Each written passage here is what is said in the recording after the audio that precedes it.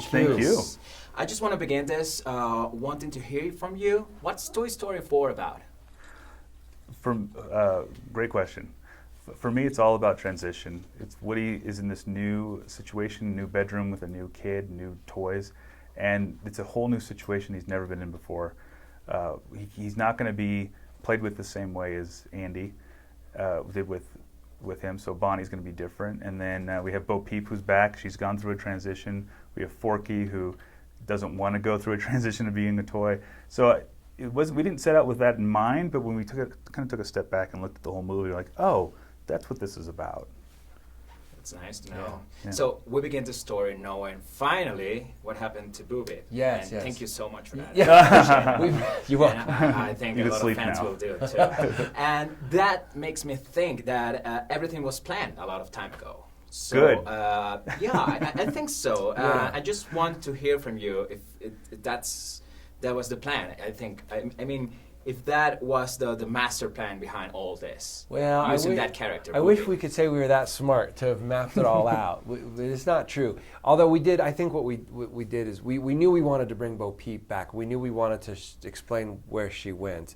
It took a while to get to the specifics of that, but I mean, the reason was true, and we knew this. The reason she was gone in 3 was because we wanted to show the dramatic stakes that there's danger here. You might not last forever. Woody thinks we could always stay together in this one room forever, and that's just not true. As much as Woody has fought for that and stood for that, it's not true. And so Bo Peep, just by being removed, became the symbol of the reality of that. And so her coming back into the story was an opportunity to now bring her into, as what Woody's always feared, is to be a lost toy. She is literally a lost toy, but she's better because of it. That's kind of the twist. So we didn't necessarily engineer it all through, but we used all those pieces of the story to then amplify the story we wanted to tell. I love the way that you made that twist. What does your inner voice say?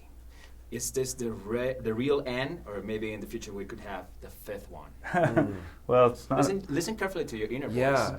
My Well, inner honestly, voice, it doesn't make those decisions. That's somebody else's. Yeah, that's your inner voice? That's true. My inner voice says that yes, this is. I mean, we've talked about it this way, just to be totally honest. Yeah. It is a much bigger decision than the two of us, but we feel as a filmmaking partners, satisfied with this ending. Yeah. Like if this would the end, we crafted it in a way that you could close the book and this would be the end of that story. Cool. My inner voice agrees. Yeah. Yes. Me too. I agree too. Yeah. Create a closing story like this one must be very difficult and even controversial too. Say hello to the Game of Thrones producers right now. Yeah. Yes. So, what made you think that this was the perfect way and the perfect story to do it? Yeah. Well, it's a great question. Just the beginning of it, the fact that we're in a whole new position for Woody, he's got to go somewhere with that. You know, he can't just he could sit there and rot away in the closet, or he could keep doing something. He can do something bigger. So it just felt like that, and then having Bo come back into the picture and have lived, you know, a totally different life that he's not even, it doesn't even compute for him. Just felt like it's a great way to begin to turn this character, beginning to give him more of an arc. Complete his arc, put it that way. Cool. I like the way you complete the arc. Yeah. But I think I'm hurt because Woody and Buzz are separated right now, and I almost cry about it. Yeah. Actually, talking about crying, do you hope the people cry at the end of this one as they did in the 3rd one? I hope that they have an emotional response like you did. That's my hope. Okay. Is that people feel everything, because you know, we spent so much time with these characters over the last 25 years, and so as much as they feel like family to the world, they feel like very close family to us because we spend so much time talking with them, and I know it sounds cheesy, but we try and figure out, you know, that help them through life in a way. Yeah. Getting really deep here, but in the end, you know, we do want people to feel the end and have that resonate with them. Our goal isn't necessarily to make people cry, but it is to make people feel and think. So we want this movie to stick with you when you leave the theater. It's funny because I always think about the beginning too. I showed my sister, you know, the movie, and just the characters, just seeing Woody and Bo. My sister went. And just seeing them, she had a response, and I thought, oh, that's really interesting. It's because people just care. They've invested in them, and they were happy. She was happy to see them again. I knew that feeling. I was like, yeah, that's how I feel working there, and seeing them every day on the screen. So there's just something. We're very lucky to have this world and these characters where people care about what they do and the decisions they make, and so we've worked hard to craft a story that honors that. You know. I think a lot of people is gonna like it, but there's always people who's gonna say that everything should have ended on the third one. Yeah. What would you say to that people? Yeah. Life doesn't always end the way you think it's going to end. Yeah. Yeah. And even for Woody, things aren't always going to be the same.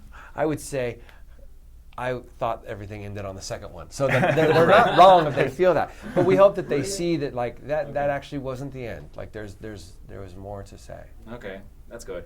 I think the credit scenes are really important to know what's gonna happen in Woody's life and Booby futures. Yeah. And also the future of the other ones too. Yeah. Why did you decide to do that at the end of the movie that way? Well, it's kind of our epilogue, right? We want to see, and they lived happily ever after. We want to see. That's our way of showing like things will progress. There's more to the story, whether we see it or not. Who knows? But there's more to life than just the end of the movie. Yeah. Oh, I love the way that you do good. it. Oh, good. Great sense. And I also want to know what was the most important thing to you as creators on working in such a big thing like Toy Story during all these years? It was telling a story that was worthy of the title of Toy Story 4. That was the goal on the wall from day one. It's like our story can't just be another little another adventure across town or anything. It has to be meaningful and emotional. Yeah, we have people on the crew that worked on the original film. I worked on the original, and then we have people on the crew that were 6 years old when the original film came out, and it was the first movie they saw in the theater.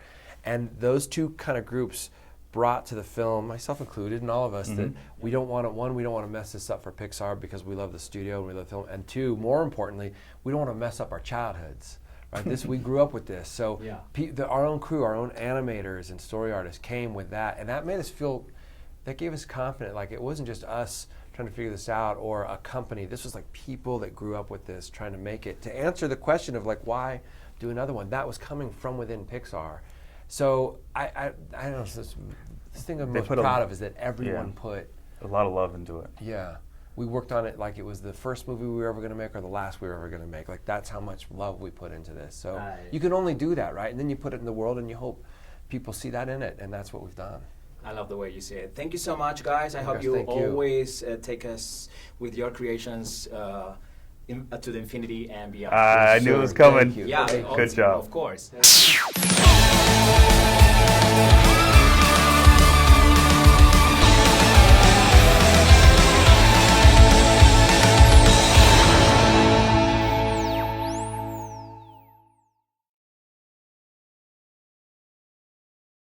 Stereo Pop.